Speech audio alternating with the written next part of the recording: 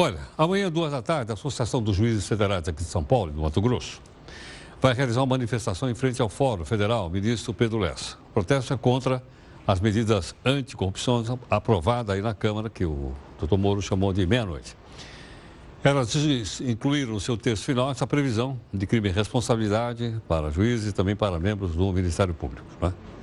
E hoje, inclusive, vários magistrados de vários lugares do Brasil fizeram manifestações contra o mesmo texto, que ainda é um projeto, está no Senado agora. O projeto já está no Senado.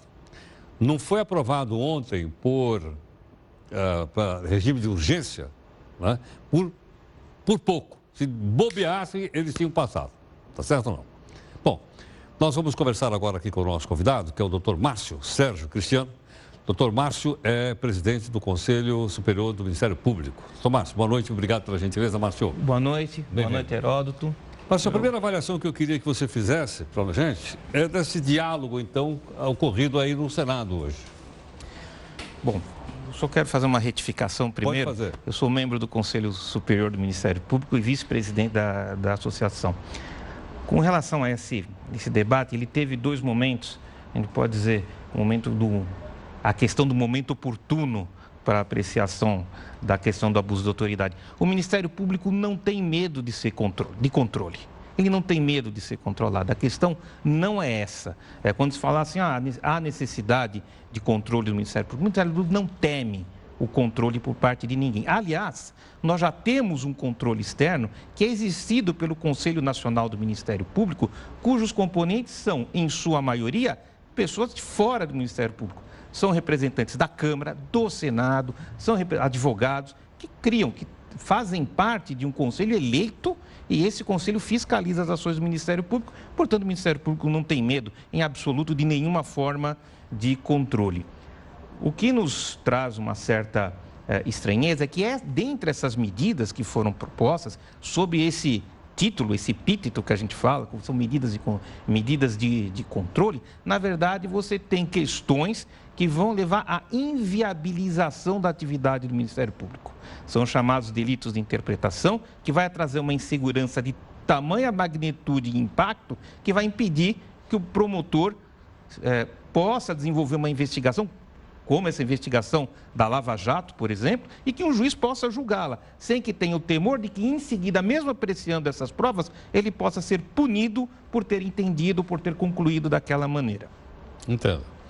Bom, agora, essa legislação veio à tona, estava lá engavetada, aí tirada da gaveta. Tem alguma a ver com as apurações que o Ministério Público está fazendo presentemente?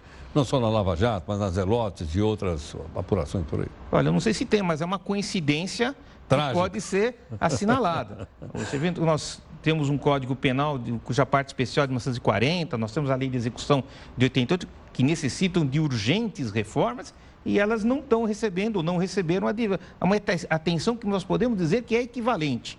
E se nós temos uma taxa de homicídios que é a maior do mundo, vivemos praticamente uma guerra, morre mais gente aqui do que na Síria, que está numa guerra civil, supostamente. E nós não temos uma atenção, uma urgência tão grande nesse aspecto, visando uma legislação mais efetiva, uma legislação que permita uma repressão maior a esse tipo de criminalidade, ou até o tráfico de drogas, que hoje cresce cada dia mais. Então, existe uma coincidência muito grande, nós não podemos, eu não creio que o Legislativo tivesse essa intenção ou esse pensamento, mas é uma coincidência que salta aos olhos de quem vê a normalidade do procedimento legislativo que nós temos no Brasil hoje. Agora, Márcio, há um braço de ferro aí entre essas instituições ou não? Eu creio, na minha observação, uma opinião particular, que existe um momento de tensão, até porque nós vivemos uma época muito peculiar. Eu acho que o Brasil nunca teve um momento onde ele foi... Vou usar um termo que se usa muito normalmente, não técnico, né? Sim. Nunca foi tão passado a limpo como está sendo hoje. Então, talvez a Itália passou por momentos... Mas lá nós tivemos um retrocesso, né? Semelhantes. Nada nos garante que nós não possamos ter um retrocesso aqui. De qualquer forma, é um momento muito peculiar. E isso gera uma tensão entre os políticos, porque nunca uma investigação e um processo teve a magnitude e a amplitude dessas investigações, tais como... E batendo no pessoal do andar de cima, né? É exatamente isso que eu estou me referindo. Não é verdade ou não? Verdade. Quer dizer, a água acabou chegando, vamos dizer assim, na primeira classe, né, do Titanic. Essa amplitude nunca tinha chegado ao nível a que chegou hoje. Sei. Agora, qual é a reação que você percebe? Não aquela que a gente mostrou, obviamente, que, como eu disse, a reação tem que ser uma coisa cidadã, educada, mas eu acho que há uma reação, uma indignação geral no país que a gente nota na rua. Ou estou enganado?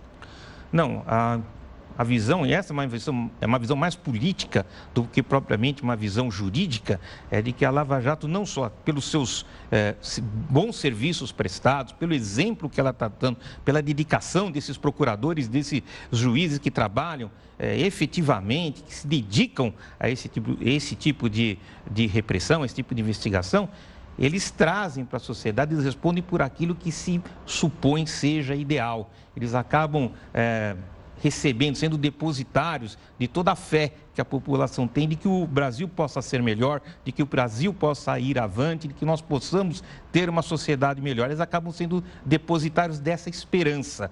E aí você consegue captar esse sentimento coletivo fazendo aquilo para o qual eles foram treinados, para o qual eles se destinam, ou seja, fazer com que a lei seja aplicada e que haja justiça. Agora, Márcio, a gente sempre aprende na escola que a república quer dizer que as oportunidades são iguais, as leis são iguais. Quer dizer, nós estamos descobrindo isso. Na verdade, não são iguais, eles respeitam as desigualdades, né? Mas eu acredito que o nosso sistema, a nossa sociedade não é perfeita. Precisa aperfeiçoar? Precisa. Não tem sociedade perfeita, nem a sociedade japonesa é perfeita. Tanto todo mundo se refere ao Japão, eles têm um crime organizado fortíssimo, que são as yakuzas e as outras formas de criminalidade. Você tem as máfias nos Estados Unidos, ou seja, todas as sociedades têm seus vícios, todos os seus defeitos e todas as suas vantagens. Talvez a sociedade brasileira esteja caminhando para um momento melhor, para ser uma sociedade mais evoluída, uma sociedade mais justa. É esse o caminho que nós vamos ver agora. Entendo. Bom, e qual é o papel que o legislador pode dar para contribuir?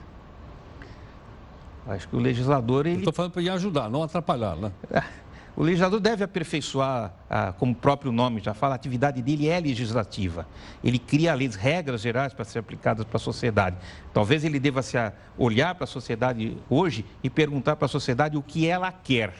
O que a sociedade quer, o que as pessoas, o que o povo quer, o que a sociedade brasileira pretende. Ela quer o que? Ela quer um Ministério Público mais forte, para que essas ações sejam mais desenvolvidas, para que o governo seja fiscalizado, ou qualquer atividade pública, não só o governo, mas qualquer atividade pública seja fiscalizada. Ela quer um judiciário independente, um judiciário forte, não quer um judiciário amesquinhado por questões pequenas. Não, eu acho que o povo quer hoje, a sociedade quer hoje, um sistema mais forte, quer um Ministério Público forte, quer um judiciário forte. Talvez seja isso que o legislador deveria se atentar e priorizar na sua agenda. Agora, Márcio, a impressão que dá, a gente sempre dá as notícias aqui, é que quando eles podem, eles querem colocar o Ministério Público fora. Por exemplo, essa questão do acordo da leniência que a gente acabou de falar aqui agora da Odebrecht. Ou seja, que o Ministério Público não participe disso. Talvez você não veja uma harmonização entre a legislação e o ideal que a sociedade espera, mas isso cabe ao legislador avaliar. Existe também a questão da constitucionalidade, não é só isso, tem que verificar se essa produção legislativa é constitucional ou não é constitucional. Tudo isso tem que ser levado em consideração. A esperança é de que a sociedade evoluindo, a meu ver, está evoluindo a passos largos com todas essas questões e esses problemas que nós estamos enfrentando, que ela acabe sensibilizando o legislador. Essa é a nossa esperança. Você acha que as mídias sociais têm colaborado ou não? As pessoas estão trocando mais ideias, estão se informando, além dos veículos tradicionais. Nós mesmos estamos em todas as mídias sociais. Olha, nós na Associação Paulista do Ministério Público, nós temos tentado estudar, não é a nossa área, não é a nossa especialidade. Nós estamos atentos a isso porque é uma verdade efetiva, é uma constatação, é uma realidade, né? As mídias sociais influenciam a sociedade. Até que ponto as mídias sociais influenciam a sociedade, eu não sei. Não é uma questão jurídica, é uma questão filosófica. Nós estamos estudando isso, nós temos procurado profissionais de outras áreas Por quê? Porque com base nisso nós podemos prestar um serviço melhor à sociedade, comunicando ou informando aquilo que nós estamos fazendo e aquilo que nós pretendemos fazer. Mas eu acho que um profissional para falar isso, talvez um filósofo, nós temos alguns historiadores, filósofos ultimamente, que estão falando muito sobre isso, possa ter uma opinião mais técnica, mais abalizada. Nós reconhecemos sim que ela influencia, mas nós estamos tentando dimensionar essa influência, até que ponto essa influência pode nos servir. Márcio, muito obrigado pela gentileza. Agradeço, Obrigado, professor. Obrigado, viu? Obrigado. Até a próxima. Muito obrigado.